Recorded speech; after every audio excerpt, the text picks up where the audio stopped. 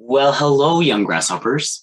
So today we are going to begin a new unit, arithmetic and geometric sequences. Now, as far as my notes and the videos go for this unit, there's actually only three separate notes and three separate videos.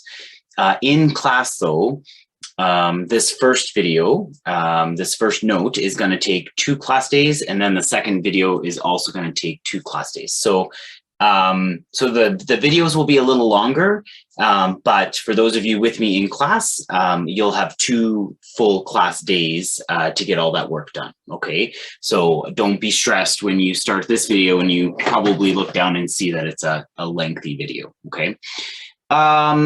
Okay, so yeah, and then the third note will only be 1 day. So it's going to be about a 5-6 day unit. Okay. So what we're going to do is we're going to start just introducing the concept of patterns, also called sequences. Okay, patterns, sequences mean the same thing. So we're gonna you see, if you're following with your workbook, you see a table, a full page table in your workbook.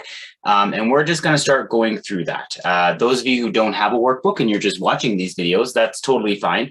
I'll have everything on the screen for you as well. Okay, so I'm going to show you essentially a bunch of different patterns, and we're going to answer some questions around those patterns. Okay.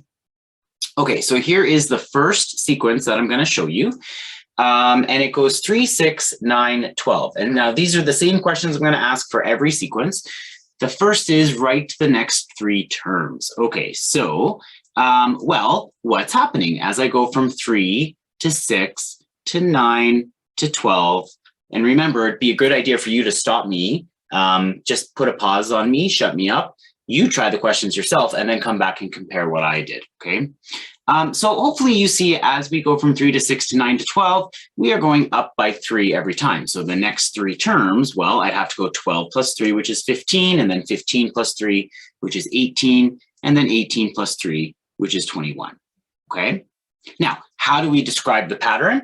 Every term is 3 more than the next term. Okay, is what we would say. Each term is 3 more than the previous term. Now, I'm introducing some vocabulary as we go there. So let's just chat about that for a second. I'm just going to stick my ink on here. What I want you to think about is this is called the first term.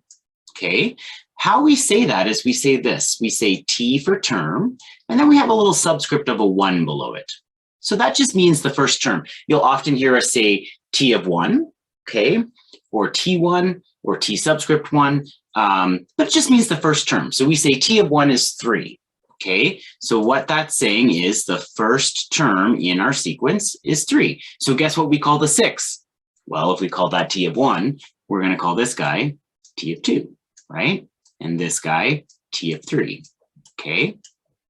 And then we can keep going and going and going, but at the end of it, or at one where we don't know the value, what we do is we call that T of n, okay? So T of n just stands for the value of some term that we're not quite sure what its place is in the series yet, okay?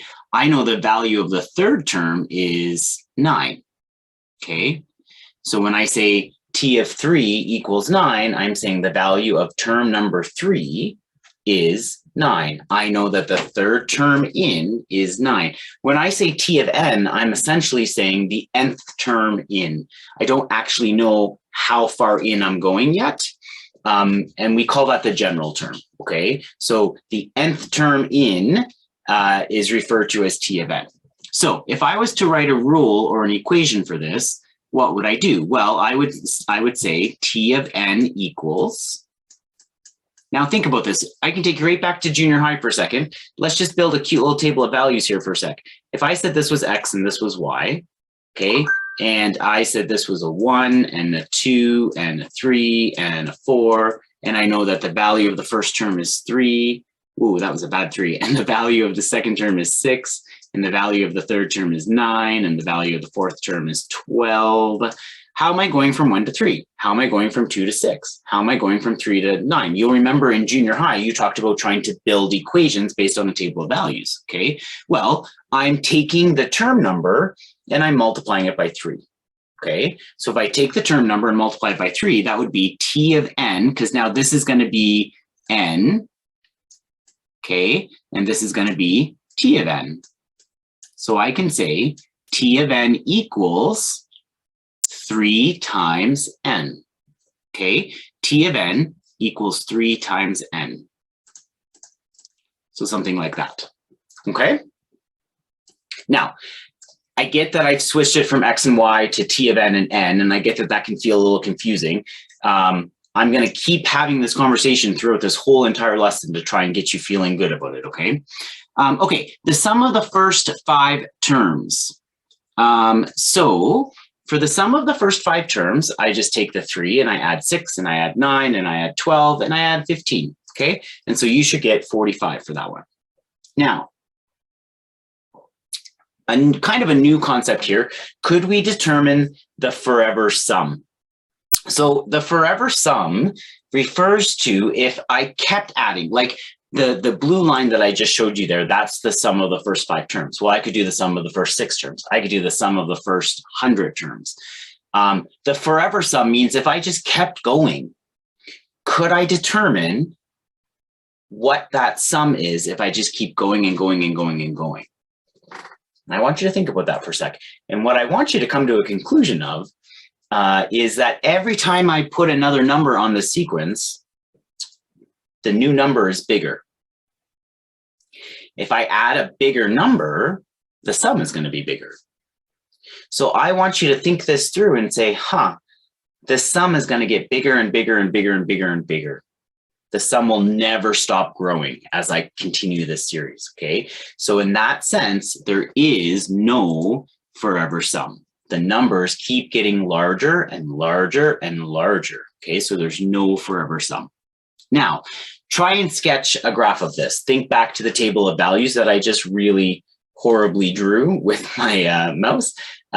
When you're at 1, so when x is 1, y is 3. When x is 2, y is 6. You could plot that and take a look at what you would be seeing, and hopefully you would see a line, okay? You'd actually see a series of dots, but they'd be in the shape of a line. Okay. And actually, I would say, I just computer generated this to show you the general shape, but your dots are actually a better representation of this graph right now. Because when we look at patterns, I can't look at a term 1.5, right? So it's actually discrete data. Okay. All right, let's look at the next guy.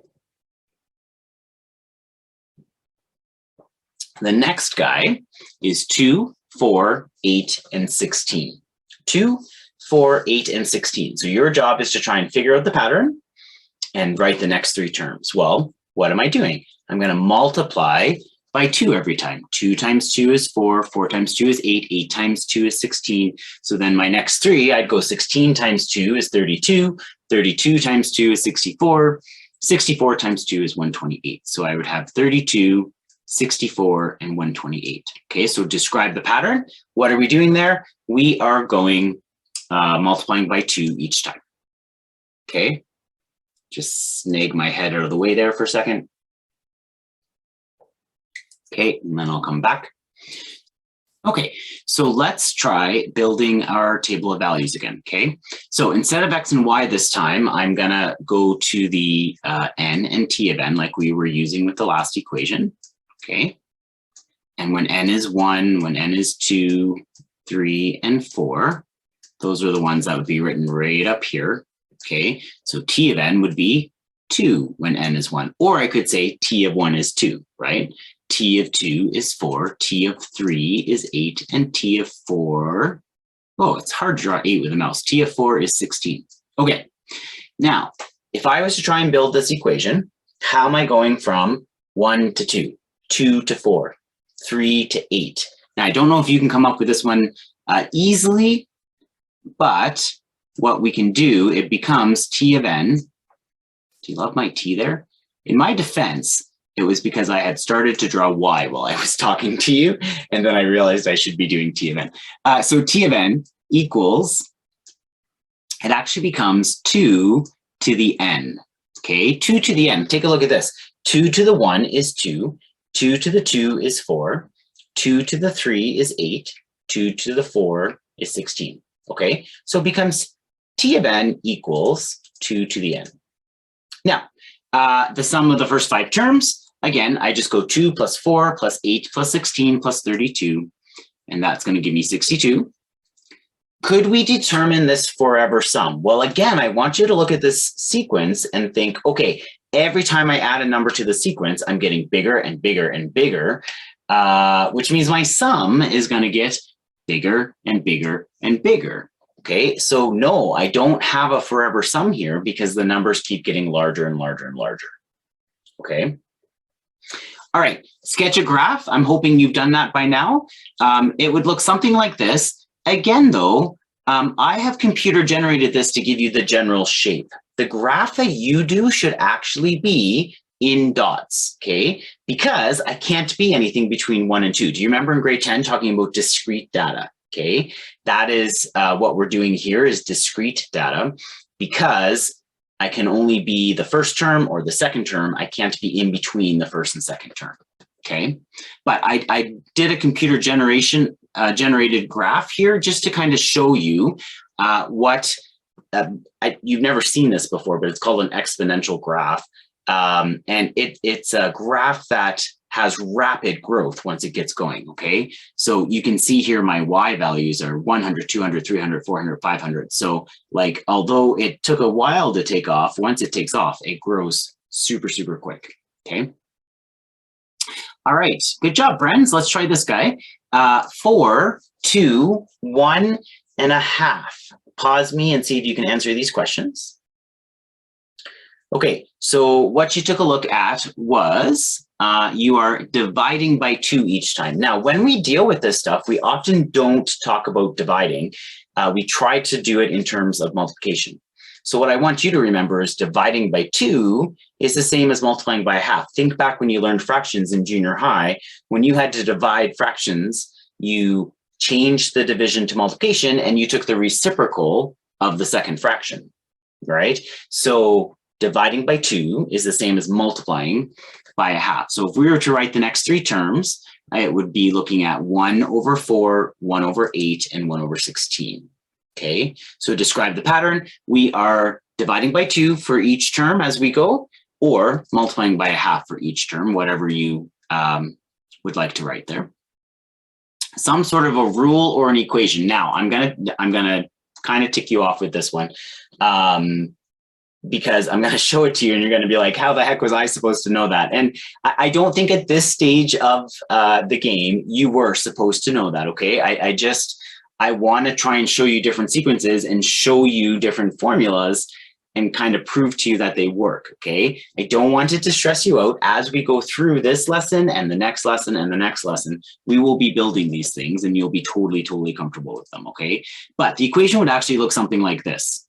Okay, now let me just prove to you that it works. Okay, so t of 1 is, sorry, I'm just trying to get my ink on here. T of 1 is 4, right? So if I was to plug 1 in for here, I would get 1/2 to the 0. Well, 1/2 to the 0 is 1, and 4 times 1 is 4. So that works. Let's try t of 3. T of 3 is 1. If I was to put a 3 here, okay, 3 minus 1 is 2. 1/2 to the 2 is 1/4, and 1/4 times 4 is 1. So just to show you that formula does work, okay? Now, I am just going to take my head away for a second just to make sure everybody can see what's on the screen, and I'll bring myself back. The other thing I want you just to be careful of at this stage of the game, we should have this conversation. Notice how I was solving that. A very common mistake that kids will make is they'll go, hey, I want to do this 4 times 1/2 first. You can't do that by order of BEDMAS, right? There's an exponent on the 1/2 and you have to deal with the exponent first. So you can't multiply that 4 and that 1/2 together, okay? Okay, so determine the sum of the first 5 terms. So we would just take 4 plus 2 plus 1 plus 1/2 plus 1/4 and that would be 7.75, or as a fraction, 7 3/4. Could we determine the forever sum? Okay, now here's a conversation I want you just to kind of wrap your mind around. There's going to be a whole lesson about this in that third video, okay? Right now, I'm just trying to introduce a concept and get you to visualize it, okay? I'm adding a half on that fourth term. On the fifth term, I add a fourth. On the sixth term, I add 1/8. On the seventh term, I add 1/16. Well, let's just think through this for a second, okay? My numbers in the sequence keep getting smaller and smaller and smaller and smaller and smaller. Well, that means they're getting closer and closer and closer to 0. And so as I continue adding smaller and smaller and smaller numbers, it ends up being that I won't actually grow as quick anymore. I'll keep slowing down the sum and until it actually reaches a point, a fixed point. So here's what I want you to think about. Now, this conversation is actually the beginning of a calculus conversation around limits, okay? And because of that, it can be a little confusing the first time we sort of think about this. But again, I want you just to, you know, suspend your disbelief for a second and humor me and just kind of think about it. Kind of let your brain mull over this, okay? It's boiling down to, okay, I said the sum of the first 5 terms there was 7.75, right? Well, then the next one I would add is 1/8. Do you agree? So 1/8 is 0.125. So if I add 0.125 to that, I'm going to get what? 7.875. Okay. Well, then the next one is 1/16. Well, 1/16 is 0.0. I lost myself. 0.0625. Okay. Well, now when I add that in, I'm only going to get up to what? I've got, that's a 13. So 9.375. Okay. This decimal is going to keep getting longer and longer and longer, of course, but it's not going to change much because I keep adding smaller numbers. Think about it. If I just kept going and going and going, at some point, maybe I'm going to add 0.000000002 or something like that. If I add that to this sum, can you see how that's not really going to change the sum anymore? Okay, because the number that I'm adding is so small that it's just not really going to have an effect anymore. Which means here's an example where I can find a forever sum. Because even though the numbers go on forever, they get so small, they're not going to do much more to the overall sum. Okay, so here's an example where I actually can find a forever sum. Now, I'm going to give you a quick vocabulary term. That's called being convergent. The series is convergent. Convergent means that everything kind of falls into one point, okay? You converge onto one thing. The opposite of that, which is kind of what we did with the last example where we were multiplying by 2 every time, and those numbers got bigger and bigger and bigger and bigger, that's called a divergent sum. So a divergent means it's just spreading farther and farther and farther apart, okay? Now, if you were to look at the graph of this, it would look something like this, okay? It again is an exponential graph. Again, yours should have dots, okay? Mine is just a quick computer generated one to give you the overall shape. Okay, awesome. Let's take a look at this one then. I'll give you a sec, you pause me. All right. So what are we doing for this guy? We're going from 5 to 25 to 125 to 625. Well, it looks like we're starting at 5 and we're multiplying by 5 every time. So the next 3 terms would be 3,125, 15,625, and 78,125. Okay. Describe the pattern. Each term is 5 times the previous term. Okay. So as a rule or an equation, again, I think you could build this one. So we've got, sorry, I'm just going to get my ink on here for a sec. if I looked at n and t of n, okay, when n is 1, 2, 3, 4, I end up with 5, 25, which is 5 squared, right? 125, which is 5 cubed, 625, which is 5 to the 4. So it becomes t of n equals 5 to the n. T of n equals 5 to the n, okay? Now, just in case I'm stressing some of you, because my big old head is hiding some of those things, I'll just shrink me for a sec, make sure you've got all that. Okay, sum of the first 5 terms, I'm just going to add them together and I get 3,905. Could we determine a forever sum? I'm hoping, based on the last conversation that we had, your answer is no, because these numbers are divergent. They keep getting bigger and bigger and bigger and bigger. And as I keep adding bigger numbers onto the sum is just going to get bigger and bigger and bigger and bigger. Okay, so no, the numbers keep getting larger and larger. There is no forever sum. Okay, so now if we were to look at the graph of this one, I'm hoping that your sketch looks very, very similar to your sketch of the t of n equals 2 to the n, okay? It's another exponential graph. It's going to show a rapid growth, okay? Again, you should have dots. Mine is just a quick computer-generated one to show you the general shape of the graph. But because it's discrete, because I'm either the first term or the second term and I can't be in between that, you would need to have a series of dots there, okay? Awesome, possum, guys. Okay, so we're just going to summarize a couple of things here that we've talked about.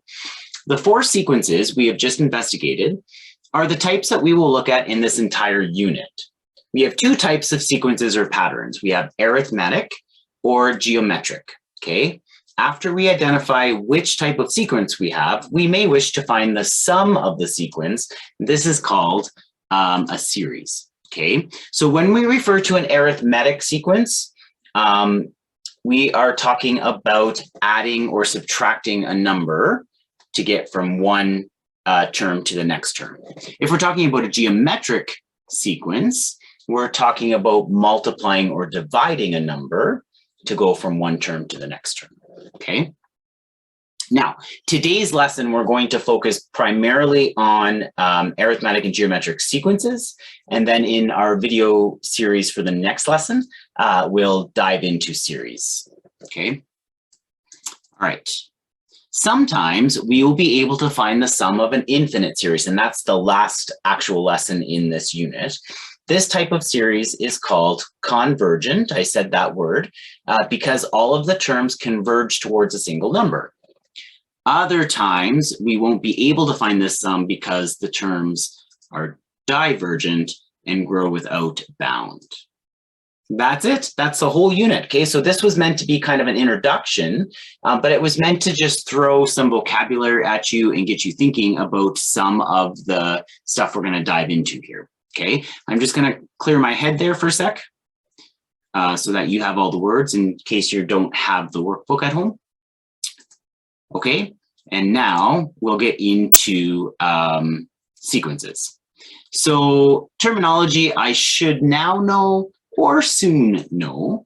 A term is just one element along a pattern of numbers. Okay, convergent means we're going to approach a single term.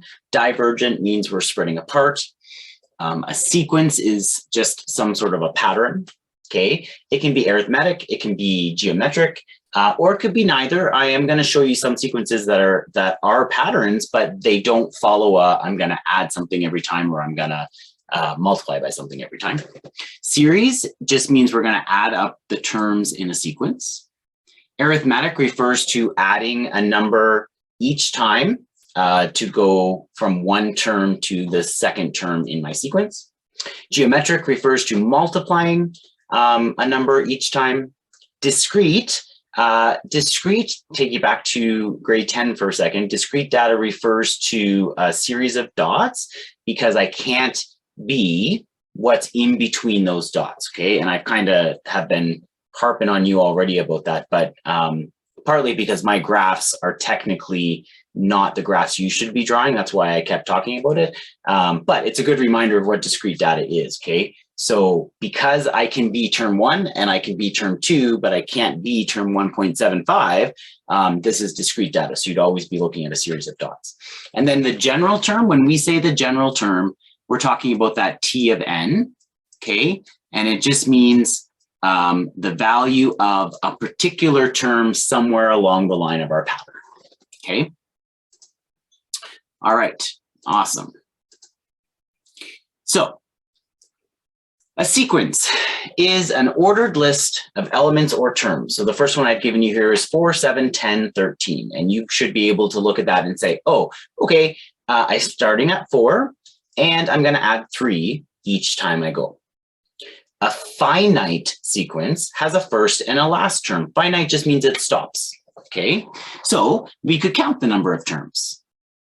The first term of the sequence is denoted as T of 1, and we've talked about that already. The number of terms in the sequence will be n, also something we've talked about. See, wasn't that a great introduction? And the general term, also known as the formula for the sequence, will be denoted as T of n, okay? An infinite sequence goes on forever, therefore we can't count the number of terms. And you'll notice the first sequence I've given you up at the top here, 4, 7, 10, 13. I want you to notice the ... after that. That means this pattern goes on forever. There is no stop to it. So it would be an infinite sequence. Okay, we are interested in studying patterns in sequences. For example, identify the pattern and list the next 3 terms in each of the following sequences. Now, students often get ticked off at me that this is the first one I give, because I just spent this whole introductory time with you talking about arithmetic, where we add the same thing every time, and geometric, where we multiply the same thing every time. And I would want you to look at that and say, I can't add the same number every time, so it's not an arithmetic sequence. And I can't multiply the same number every time to get from one term to the next, so it's not a geometric sequence either. So then we have to just say, okay, let's just pull back for a sec and take a look at those numbers. Do those numbers mean anything to us? 2, 3, 5, 7, 11, 13, 17. Some of you are already yelling the answer at me, which is fantastic. Some of you are frustrated and throwing stuff at my computer, at your computer screen. Just remember, when you're mad at me and you throw stuff, you're going to break your computer screen. You're not going to break anything of mine. Okay, they're prime numbers. It's the list of prime numbers. Okay, so if you just need a little refresher here, prime numbers are any number that has 2 factors, 1 and itself. A reminder that the number 1 is not prime. It's special, like my mama told me I was. 1 doesn't have 2 factors. It only has 1 factor. Okay. Okay, so then the next 3 in the order would be 19, 23, and 29. Okay, another famous sequence that is neither arithmetic or geometric, 1, 1, 2, 3, 5, 8, 13. Take a look at that one. Maybe even pause me for a second if you want to play around with things to see if you can figure out what the sequence is. Okay, this is a very famous one called a Fibonacci sequence, and the way we do it is every term is the sum of the 2 terms before it. So take a look at this. 1 plus 1 is 2, 1 plus 2 is 3, 2 plus 3 is 5, 3 plus 5 is 8, 5 plus 8 is 13. So for us to get the next 3, I'm going to have to go 8 plus 13 is 21, 13 plus 21 is 44, 34, sorry, and 21 and 34 is 55, okay? So my next 3 terms are 21, 34, and 55. Now, a couple of things I want to do with this guy. First of all, I do want you to know the name of the sequence. It's called a Fibonacci sequence, okay? But the other thing that's kind of important to me is I want you to know that this is a recursive sequence. A recursive sequence means every term is dependent on knowing what comes before it. When I gave you the introduction to this lesson, and you had that table where we were trying to come up with formulas, our ability to come up with formulas, and we were able to for all of them, our ability to come up with those formulas allows us to say, hey, what's the 1000th term in this sequence? and I can just plug it into a formula. I could just, n would be 1,000. I plug it in for n, and I'd figure out what the 1,000th term is. You can't do that with a sequence like this, with a recursive sequence. If I wanted the 1,000th term of the Fibonacci sequence, I would need to know the 998th term and the 999th term. Okay, so there's no way to build a formula and just go straight to that term. You have to build the whole sequence, and that is called a recursive sequence. Okay, so in order to determine the next term in the sequence, we must know the previous terms.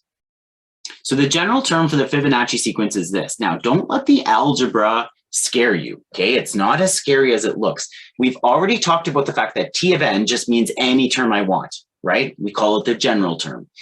Any term I want can be found by taking the term that comes before it, right? If this said T of 10, that means n was 10.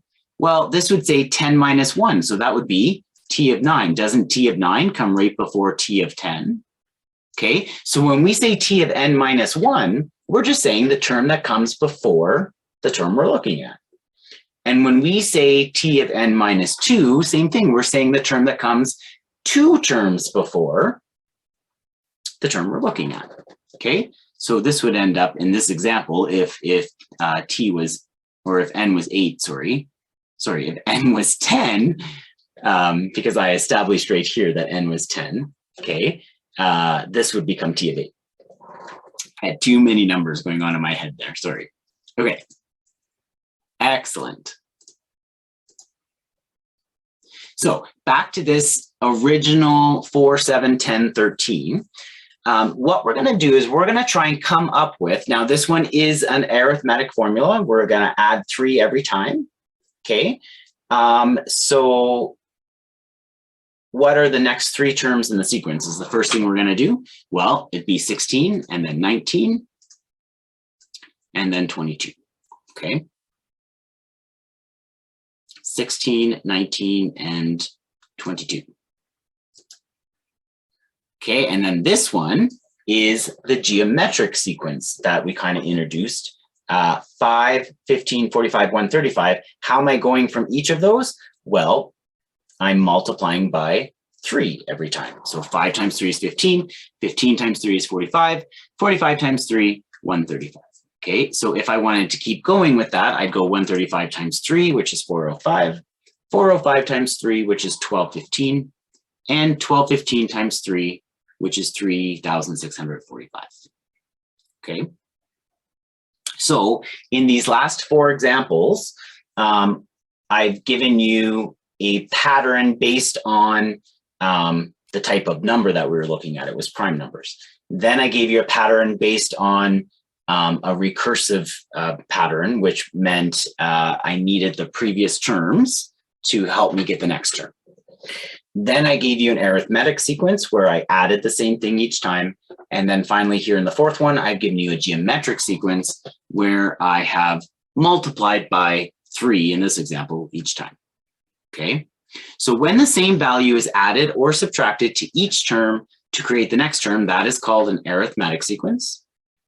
This constant being added or subtracted is called the common difference, a little bit of vocabulary for you, and we denote it by the letter R. We denote it by the letter D. When the same value is multiplied to each term to create the next term, this will be called a geometric sequence, okay? And this constant is called the common ratio, and that's what's denoted by the letter R, okay? My eyes were skimming the note as I was talking. So common difference is arithmetic, and it's denoted with a D for difference.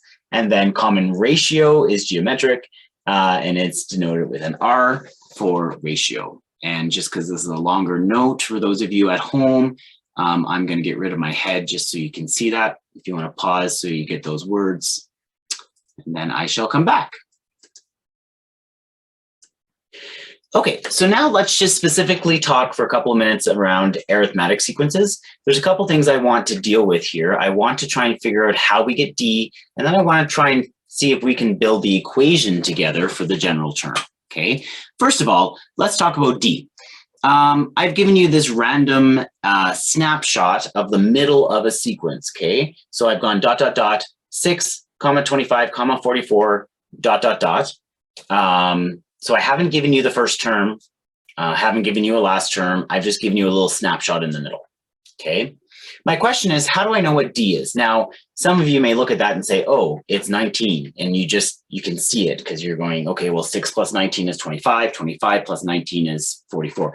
But let's say you didn't know that, okay? How do I algebraically figure out what D is? Well, I could take the 25 and minus the 6. I'm just going to reverse it, okay? So if I went 25 minus 6, I'd get 19. Now, I should be able to do that with any pair because the common difference is supposed to be common. It's supposed to be the same number every time, right? So I could have gone 44 minus 25 equals 19. I would have gotten the same thing, okay? So the common difference is 19. In general, we say that the common difference can be found using this little formula. D equals, take any term and subtract the term before. Remember, we talked about that t to the n minus 1. That's the term that comes before t of n, okay? All right, awesome. So now what we're gonna do is we're gonna try and build the equation. I'm gonna take you on a little bit of a journey. It's gonna be a fun journey, don't worry. The formula for the general term t of n is used to find the terms of the sequence. The formula is a rule that shows how the value of t of n depends on the term number known as n. Okay. For the sequence 2, 5, 8, 11, determine the general term formula by completing the chart below. Use this formula to determine t of 99. Okay, don't worry about t of 99 at the moment. We're just going to start building the formula. Okay, so here's what I have, and you have a similar table in your book. When n equals 1, n equals 2, n equals 3, n equals 4, all the way to n. And then we know that when n equals 1, that's called t of 1. T of 2, T of 3, and so on. We know the term values because we had, I gave you the starting thing. So it was 2, 5, 8, 11. I know I'm just going to keep adding 3. Okay, so 2, 5, 8, 11, 14. And then at the end, we're just going to call that last term T of n. Okay. Now, what am I doing? I want you to think through, how do I go from 2 to 5? Well, I added 3. Right? How do I go? So I'm just going to say add 3 here for a sec. How do I go from 5 to 8? Well, you could say I added 3 from 5 to 8, but if I want to relate it back to term 1, doesn't that mean I added 6? Okay, or how did I go from 8 to 11?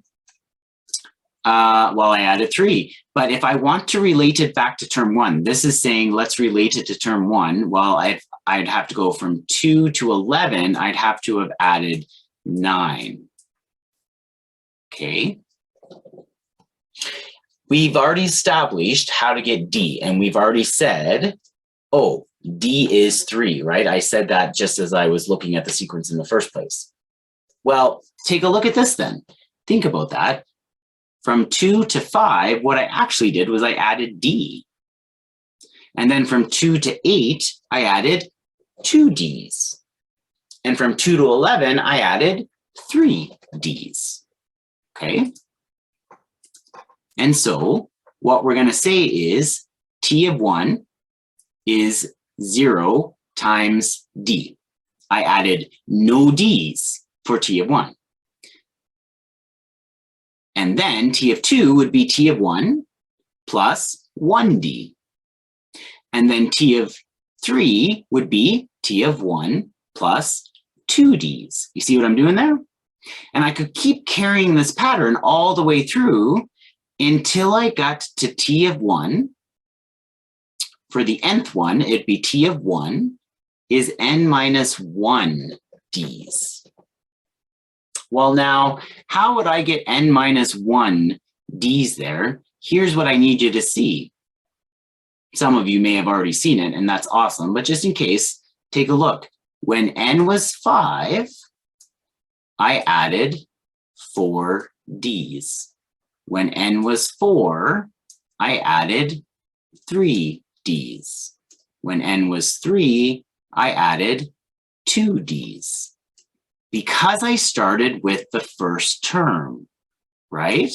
So the number of Ds that I have to add onto the first term is always one less than whatever n is. So if I'm calling this guy n, then the amount of Ds that I would need is n minus 1, okay? And actually, I have finished building this general term because I haven't been saying the number 3, I've been saying the letter D. And this last column says the nth term in relation to T of 1 and D. Well, that just swaps my 3 out for D, okay? And that leaves me with this guy, T of 1 plus n minus 1 times D. That is the general formula for T of n, okay? T of n will always be the first term plus n minus 1 times whatever the common difference is. Now, I wanted to build this with you so that you could see how it all fits. I don't like kids thinking, I just follow this formula and I have no idea where it comes from. Maybe somebody just randomly made it up. Formulas always come from patterns that we see and us using those patterns, okay? So if I've stressed you out building this though, the next thing I wanna say is that's gonna be on a formula sheet. You're not gonna have to memorize that formula. You're just gonna have to know when to use it and how to use it, okay? All right, I'm gonna clear the ink off here. And we'll keep going here. Can you create a formula, the general term, that will tell us the 99th term? Okay, so the first thing we got to do is create a formula. Well, we're actually doing that on the table below, or on the table in the last slide. Okay, so we end up now with T. So let me just recap here for a sec. I actually want that to go away for 1 sec. The formula would be T of n equals my first term, which was 2, plus n minus 1 times 3, okay? That's the formula for the general term. That is the general term, okay? The reason I say that is because kids often forget to just give the formula before they go and do the 99th term, okay? I don't want you to plug it directly in. I don't want you to plug 99 in and get me the number right away until you've established what that formula was, okay? And we could even simplify this one, right? We could distribute the 3. So we could go T of n is what? 2 plus 3n minus 3. Okay, and then 2 minus 3 is -1. So we could say T of n equals 3n minus 1. That would be the general formula. So it's important that you give me the general formula before you plug in the 99. Okay, in this example, we had built the general formula in that table previously, and that's why I'm just going straight to plugging in the 99. But you need to give me this on a test first before you then plug in the 99. Okay. Okay, so when I do that though, I'm going to get 296.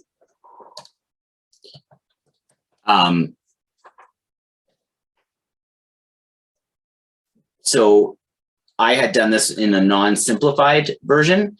The one I just built for you said 3n minus 1. Had you plugged 99 into that, you still would have gotten 296. Okay. All right. So the general term for an arithmetic sequence looks like this. You don't have to memorize it, but you do have to know what each part is. So T of n is the value of the term you're looking at. It's often the last term. T of 1 is the value of the first term. N is the number of terms in the sequence. And then D is the common difference. Okay. All right. Now, we're going to switch and talk about geometric sequences. Now, for geometric sequences, we need to do a quick little review of exponent laws. So we have the product law. You should be able to finish this statement: when I multiply powers of the same base, I what to the exponents? And I'm hoping you said I add the exponents. So x to the m times x to the n is x to the m plus n. Multiplying powers of the same base, I add the exponents. When dividing powers of the same base, I would subtract the exponents. So x to the m divided by x to the n equals x to the m minus n. I always get tongue-tied with m and n. The power law refers to when I'm taking an exponent of an exponent. So like x to the 2 to the 3 or something like that. When I have that, I would multiply the exponents together. So x to the m to the n is x to the m times n. Power of a product just refers to the fact that if what's inside is multiplying actually or dividing, there's a power of a quotient as well. But if what's inside is multiplying, then the exponent applies to both items. Okay. You can't do that for addition or subtraction. If that said x plus y to the m, you can't just put the m on both terms, but you can if it's multiplication for product or division for power of a quotient. Okay. Okay, two more. These ones were kind of new to you in grade 10, the reciprocal one. So x to the negative m, if I have a negative exponent, what that does is it tells me to flip the base. So it becomes 1 over x to the positive m. Okay, so x to the negative m becomes 1 over x to the positive m. And then rational ones. This was also introduced in grade 10 and usually one that kids don't like, but it is something you want to get comfortable with. And there's this relationship between a fractional exponent and a radical. And what happens is that the denominator of the fractional exponent becomes the root index of the radical. And then the numerator of the fractional exponent just becomes an exponent on the radicand. Okay. All right, now, determine the pattern for the following sequence. We're going to look at 2, 6, 18, 54.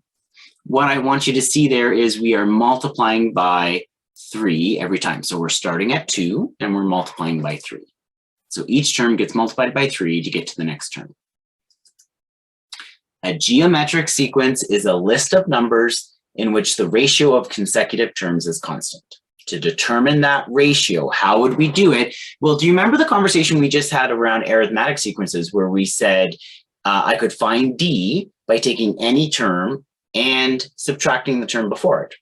Well, here I'm not going to subtract, but if going in this direction, I multiply by the same number, shouldn't I be able to reverse that and say, okay, if I go in this direction, if I divided 54 by 18, that should give me whatever my common ratio is.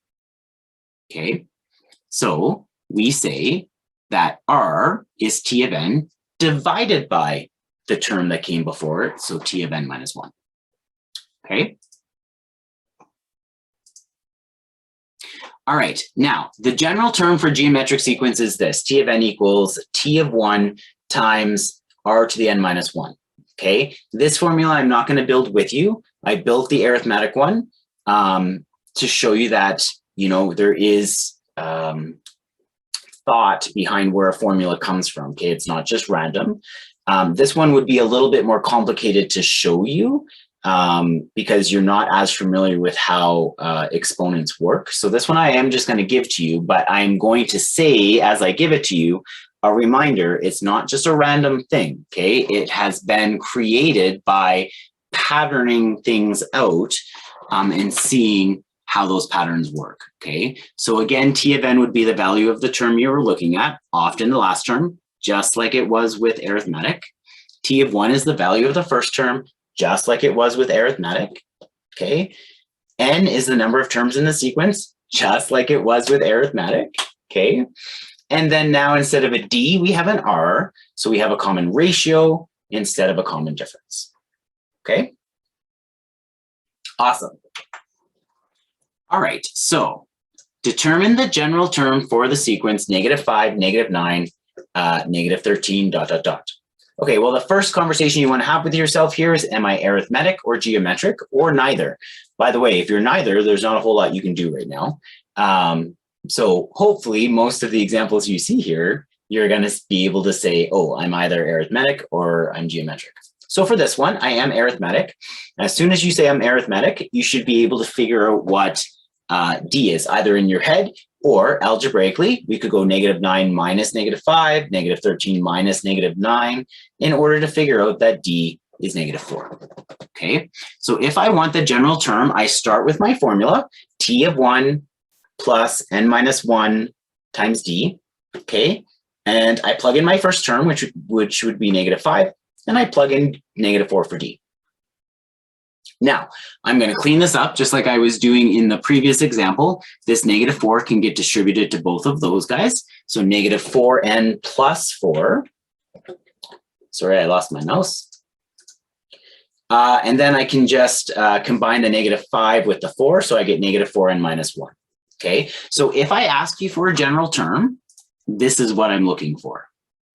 Okay, you got to be really careful with this, friends, because often on a test, we'll say, determine the general term and determine T of 54 or whatever. Okay, and what kids often do is they go straight to this guy, and they just plug everything in and they get the right T of 54, which was awesome. But now you're only going to get half value for that question because you never actually told me what the general term was. You never told me the equation that would generate all of the terms. Okay, so this guy I've circled in pink, that's the general term.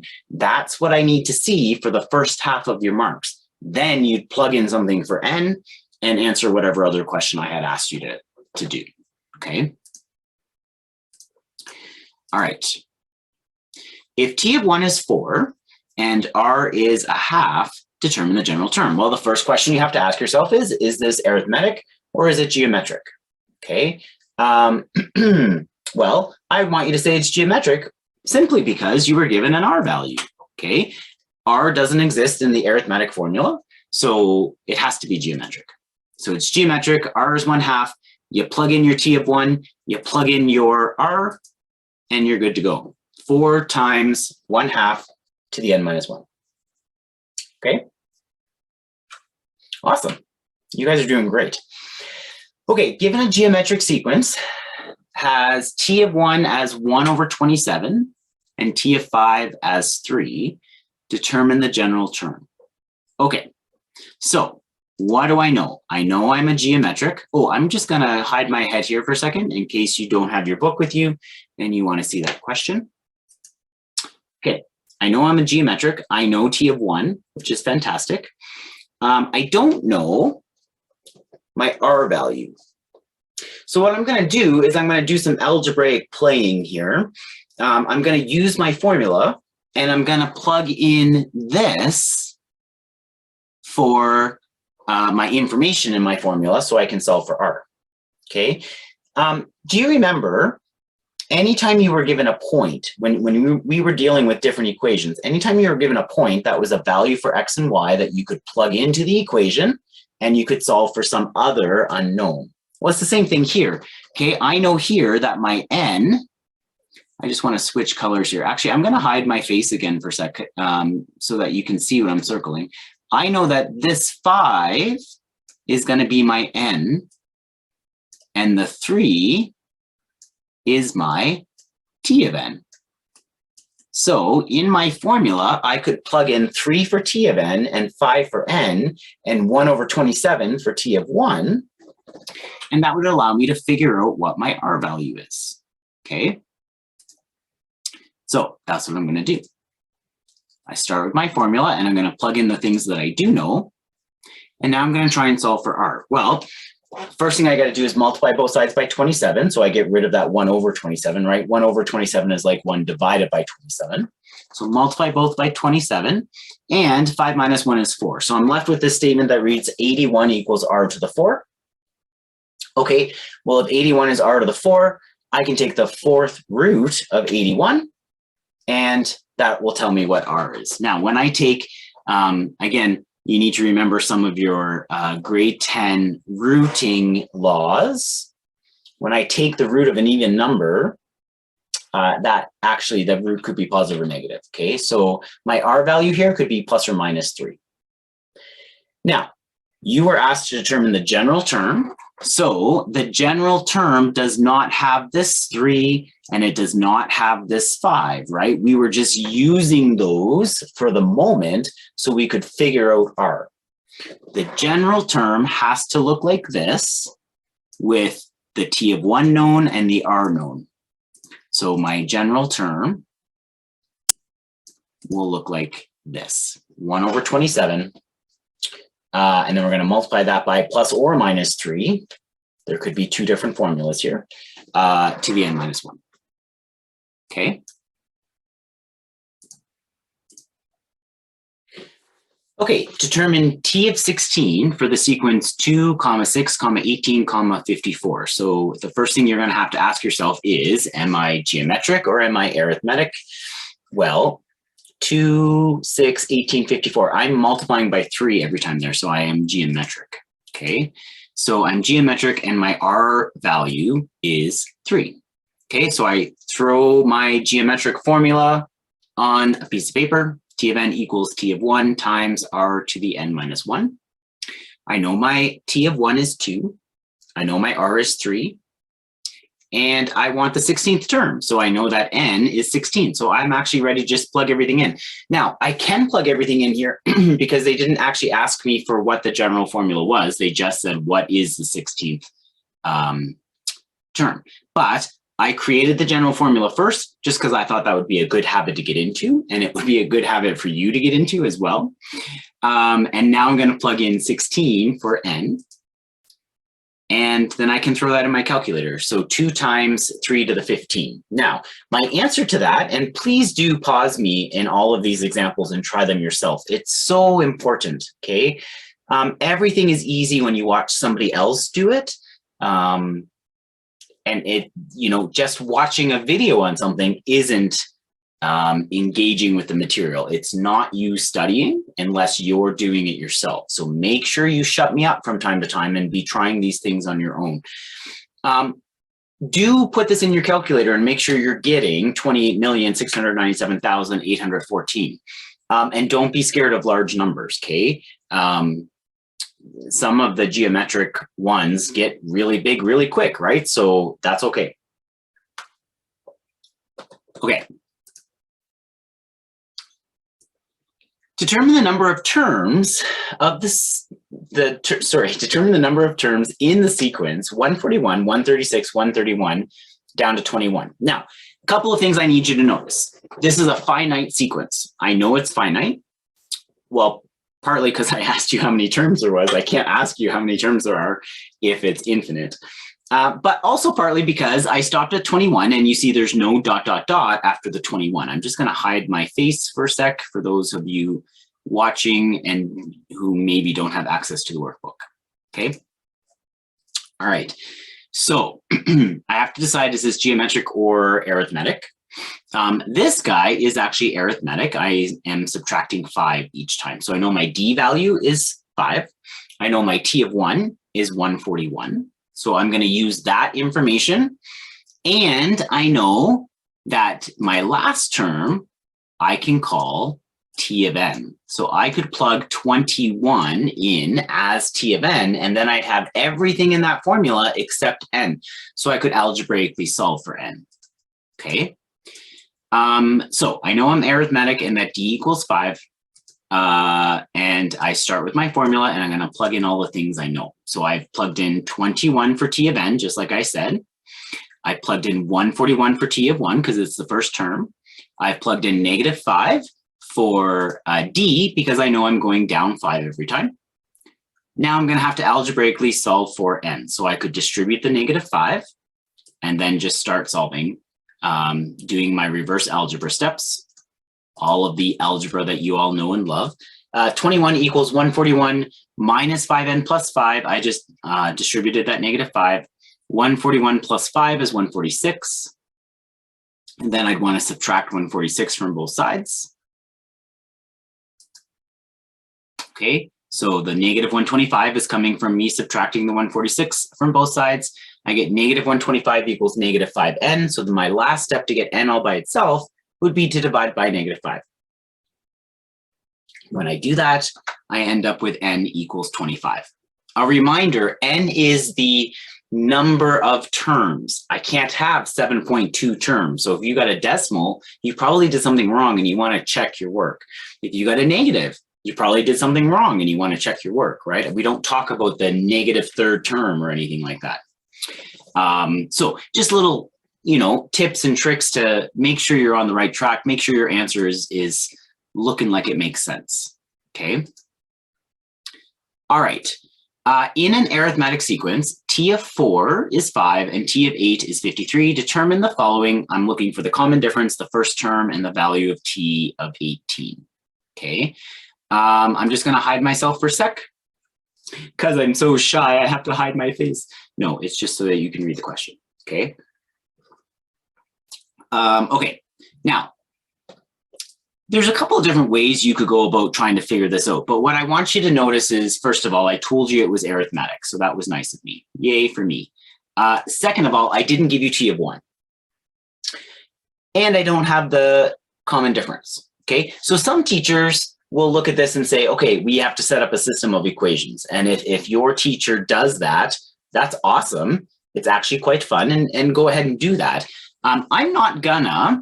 I'm just gonna take a look at this from a visual perspective for a sec. Okay, just humor me for a sec. 1, 2, 3, 4. I know that t of 4 is 5. Okay. 5, 6, 7, 8. I know that t of 8 is 53. Now, I don't know the common difference. Here's what I'm going to do. I'm going to pretend my sequence starts right here. Okay, I'm going to call that t of 1 for a second. If I call that t of 1, then t of 8 becomes what? Well, how did I go from 4 to 1? I dropped 3, so this should become t of 5. 8 drop 3. Okay, or you could go t of 1, t of 2, t of 3, t of 4, t of 5. Okay, so for the moment, just for a split second, I'm going to call this guy t of 1 and this guy t of 5 so that I can use a formula. T of n equals 5 as my t of 1 plus n minus 1 d. And I'm going to plug in 5 for n and 53 for t of n. And that will give me enough information to solve for d. Okay. So that's why I randomly put that t of 1 and t of 5 there for the visual that I just gave you. Okay, so I'm going to plug in 53 for t of n, 5 for n, 5 for t of 1. 5 minus 1 is 4. So I end up with 5 plus 4d, subtract 5 from both sides and divide by 4. And I now know that d is 12. Okay, so I have figured out the common difference. I am amazing, as are you. Okay, now I want to figure out the first term. So now that I want to figure out the first term, this t of 1 business that I was playing with in the t of 5 business, that's no more, right? I was just using that in the moment to try and figure out the common difference. I'm now going to go back to the fact that it's t of 4 and t of 8. Okay, and so what I'm going to do is just plug in one of those. Either I'm going to plug in t of 4 with 5 or t of 8 with 53. It doesn't matter which one I do. Okay, I'm going to choose this guy just because it's the first one I saw. So I'm going to plug 5 in for t of n and then 4 in for n. And now look, algebraically, I have every number represented but t of 1. So now I can solve for t of 1. So 4 minus 1 is 3. 3 times 12 is 36. Subtract 36 from both sides. And I would end up with negative 31. Okay, so now I know the first term. Yay for me. Now I want the value of t of 18. Well, I can do that because I know t of 1 is negative 31. I know d is 12. And I'm looking for the 18th term, so I know n is 18. So I plug all that information in, and I just figured out 18 minus 1 is 17. 17 times 12 minus 31 will give me 173. So T of 18 is 173. Okay? You guys rock this. All right, so let's do it again. Next time I'm a geometric sequence, but it's the same sort of thing, okay? I didn't give you T1. I gave you two random ones in the series or in the sequence. I'm trying not to say the word series right now. Determine the following. Before I get into this, I will just quickly hide my face in case you need to take a screenshot of the question. All right, the common ratio. Again, I'm going to do the same thing. For the moment in time, I'm going to call that T of 1. Well, I've only brought it down 1, so this one would become T of 6, okay? And then I'm going to use that information to figure out the common ratio.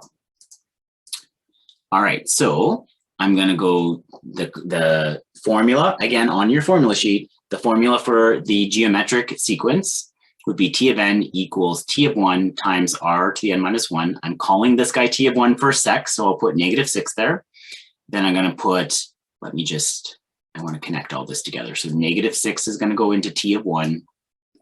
192 is going to go in for T of n, and 6 would go in for n, right? That's what's about to happen. Like so. So now I'm going to try and figure out what my r value is. So the first thing I want to do is divide both sides by -6. That's going to give me -32. I also went 6 minus 1 is 5. So I'm looking at -32 equals r to the 5.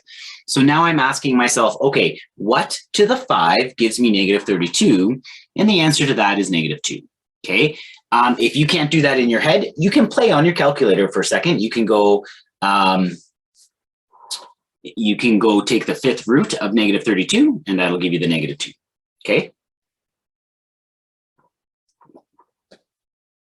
So by head or by calculator, either is fine. Okay, we good?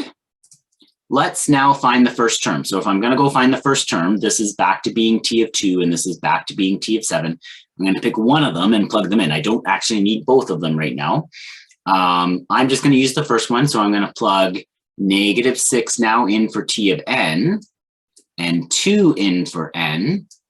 And I know that -2 is r, so I'll plug that into here. And that's going to give me everything but T of 1, so I can solve for T of 1. Okay, so this is 2 minus 1, which is 1. -2 to the 1 is -2. So I get -2 times T1, divide both sides by -2, and I get T1 is 3. Okay.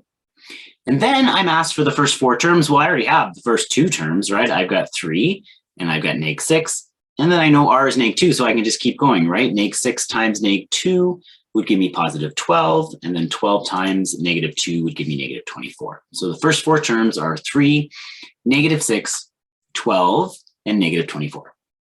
Okay? Those are fun. All right. The first term in a geometric sequence is 2, and the common ratio is 2. The value of the nth term is 1024. Determine the number of terms in the sequence. All right, so I know it's geometric. I know my r value. I know my T of 1 value. And I know that T of n is 1024. What I don't know is n. I don't know the number of terms. Okay? So I'm going to plug in everything I know. Always start just by writing the formula down, and that's right off your formula sheet. Plugging in everything I know. And now I'm going to try and solve. Now, don't get caught in looking at that and saying, oh, I'll just go 2 times 2 is 4. You can't do that, right? Because this 2 has an exponent attached to it. So I agree with you that you want to get rid of this 2, but you don't do it by multiplying. You're going to divide both sides by 2. And that'll get rid of it for you that way. Okay? So when I divide both sides by 2, I end up with 512 equals 2 to the n minus 1. Now, this one's a little different because the exponent is something we don't know at the moment. So we can't actually take a root and figure out what n is. Here we are going to have to try and write 512 as 2 to the something. okay, our goal would be to write 512 as 2 to the something. Now, to accomplish that goal, you go onto your calculator and you just go, hey, what's, I don't know, 2 to the 5, 2 to the 6, 2 to the 7, 2 to the 8, until you hit 512, okay? That sounds long and arduous. It's not. It'll be very, very quick once you actually just do it. So if you haven't yet, shut me up, press pause, find me that number, okay? Okay, and you should have found that it was 9. 2 to the 9 equals 2 to the n minus 1. Now, here's a concept I want you to think about. If 2 to the x equals 2 to the 5, doesn't x have to equal 5? Like 2 to the 7 doesn't equal 2 to the 5. So if I have powers that have the same base and they equal each other, then their exponents also have to equal each other. So that tells me that 2 to the 9 equals 2 to the n minus 1, 9 has to be n minus 1. Well, if 9 has to be n minus 1, n has to be 10. That way it'll be 2 to the 9 equals 2 to the 9. Okay, so there has to be 10 terms in this sequence. Isn't that fun? All right. Oh, if you liked that one, you'll love this one. Okay, if 2m minus 2 and 2m plus 2 and 5m plus 1 form the first 3 terms of a geometric sequence, determine the value of m and then the value of each term. Now I'm gonna hide myself for a sec for those of you playing along at home. All right, so I was kind and told you it was geometric, but you don't know anything about these terms. Well, that's actually not true. You do know something about these terms. You know that if I took this guy and divided by that guy, it would equal r. Do you agree? And if I took this guy and divided it by that guy, it would equal, yell it out, r. Yeah, so r has to equal r. So you actually just created a formula. You actually created something that you can solve algebraically, okay? So again, just in case I lost you, I'm gonna take the middle term, divide it by the first term, that will equal r. Then I'm gonna take the last term and divide it by the middle term, and that will equal r. And then I can set them equal to each other because they both equal r. Okay, so that looks like this. So I'm going to go ahead and solve this. Now, I need to multiply both sides by 2m minus 2 in order to get rid of the 2m minus 2 over here. And I need to multiply both sides by 2m plus 2 in order to get rid of the 2m plus 2 that's over there. Okay, so that ends up looking like this, 5m plus 1 times 2m minus 2, because when I multiply both sides by 2m minus 2, it got rid of this guy, but it showed up right here, 2m minus 2, right? And then when I multiply both sides by 2m plus 2, it got rid of this guy, but showed up over here. That's essentially what I just, ooh, that was a bad m. That's essentially what I just did there, okay? All right. Now I have to FOIL this. You are totally pausing me and doing this yourself. So I ended up with 10m squared minus 10m plus 2m minus 2, first, outside, inside, last. 4m squared plus 4m plus 4m plus 4, first, outside, inside, last. Now I see m's and m squares and numbers. So I know I have a quadratic here. I'm going to have to bring everything over to one side, combine like terms, and see if I can go ahead and factor it. Okay, so this is me just combining like terms. My negative 10m plus 2m gives me negative 8m. And then over here, my 4m and 4m give me 8m. Bring everything over to one side. I get 6m squared minus 16m minus 6 equals 0. Those are all even numbers, so I might as well take a 2 out of them before I try to factor. Okay, now I'm looking for two numbers that multiply together to give me negative 9, add together to give me negative 8. That would be negative 9 and positive 1. Okay, so however you factor, you go to town, whether you do decomposition, whether you do inspection, whether you do cross product method, whatever works for you. You should get down to an answer of 3m plus 1 times m minus 3, okay, equals 0. Remember not to forget. Remember not to forget. That's an interesting statement in and of itself. But remember not to forget the 0, okay? You can't do anything you're doing right now unless it equals 0, because what we're using is the zero product principle. So 3m plus 1 might be my 0. So then m would be negative 1 over 3. Or m minus 3 might be my 0, so m would equal 3. So I have two values for m, which means I have two solution sets here. I have two sequences that are actually possible. One uses m as negative 1 over 3, and one uses m as 3. Now, that's only half the question. It said determine the value of m. Check. Great. But it also says determine the value of the term. So I'm going to have to give the three terms as two separate answers, one with a value of negative 1 over 3 for m, and one with a value of 3 for m. Okay? So when I go to do that, again, I certainly hope you're pausing me and doing this yourself. When m equals negative 1/3, I plug in negative 1/3 for m, and I get out negative 8 over 3, 4 over 3, and negative 2 over 3. Then for my second solution set, m is 3, so I plug in 3 for m, and I get out 4, 8, and 16. Okay. That was awesome. All right. And it is also where we end this very long note. Thank you for staying with me. Even if it took you 5 nights to get through this one video, I'm impressed that you came all the way to the end with me.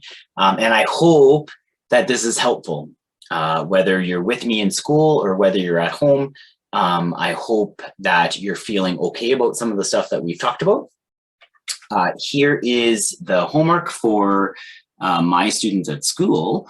And as always, if you have any questions, you know where to find me. Please come and connect with me, okay? Don't ever let math questions go unasked. So, so important to ask math questions, okay? You guys got this. Have a great day.